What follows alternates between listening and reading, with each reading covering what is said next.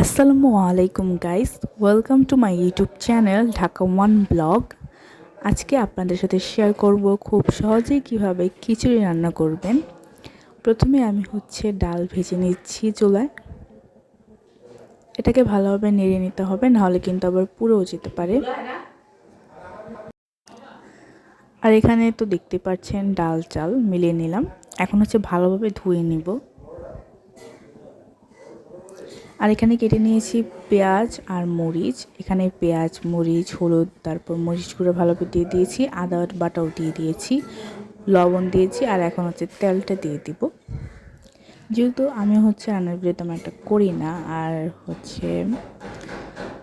Video করা তেমন একটা অভ্যাস নেই, এর জন্য আমি ক্যামেরা এক হাত দিয়ে ধরে এক হাতে রান্না করতে অনেক প্রবলেম হচ্ছিলো। যেহেতু বেশিরভাগ সময় আমার আম্মুই রান্না করে, আম্মু অসুস্থ ছিল জন্য আমি রান্না করছিলাম। এর জন্য আমার অভ্যাস নেই রান্না করা, তেমন একটা। আবার নতুন করছি, তারপর ভিডিও, এর জন্য একটুখানি এলোমেলো হয়ে গেছে। এর জন্য ক্ষমার দৃষ্টি সুন্দর দেখে আর একটু এখন পরিমাণ মতো পানি দিয়ে দিয়েছি। আর এখন আমি রাইস কুকারে বসিয়ে দিয়েছি, যাতে তাড়াতাড়ি হয়ে যায় আর কোনো ঝামেলা ছাড়া। আপনিও রাইস কুকারে রান্না করতে পারেন। রাইস কুকারে খিচুড়ি অনেক মজা হয়।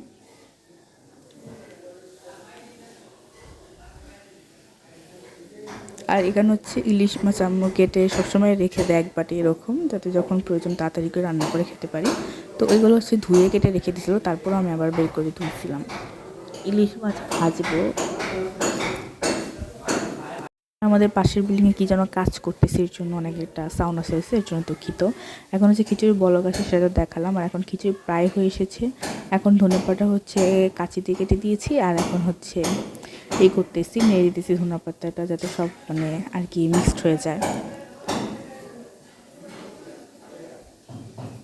খিচুড়িটা দেখতে অনেক ভালো হয়েছিল, আর সব কিছু একদম পারফেক্ট ছিল, লবণ, মশলা সব কিছু।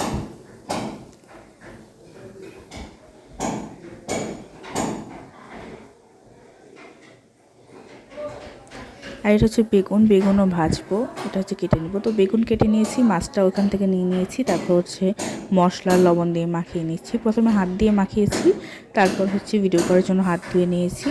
এখন দেখালাম, দেখতে পাচ্ছেন পুরো তো মাখানো। আর এখানে একটা ডিমও ভেজে নেব ভালোভাবে।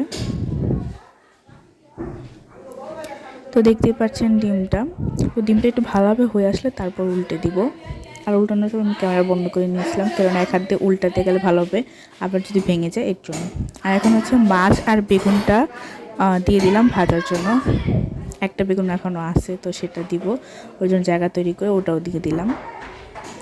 দেখতে পাচ্ছেন কি সুন্দর হয়েছে সবগুলো। আর এই তো সব ভাজা শেষ। আর এটা খিচুড়ি। এখন খাবার বাড়বো প্লেটে। সব কিছু দেখতে পাবেন, সব কিছু সুন্দর হয়েছে। তো প্লেটটা সাজিয়ে নিলাম। আশা করছি সকল ভিডিওটি ভালো লেগেছে। ভালো লাগলে লাইক, কমেন্ট, শেয়ার করতে ভুলবেন না। আমার চ্যানেলটিকে সাবস্ক্রাইব করে দিবেন এবং পাশে থেকে বেল আইকনটি ক্লিক করে দেবেন। আমার আরও একটি চ্যানেল আছে, সেটাও সাবস্ক্রাইব করে দিবেন। আজকের ভিডিও এখানে শেষ করছি। আল্লাহ হাফেজ, আসসালামু আলাইকুম।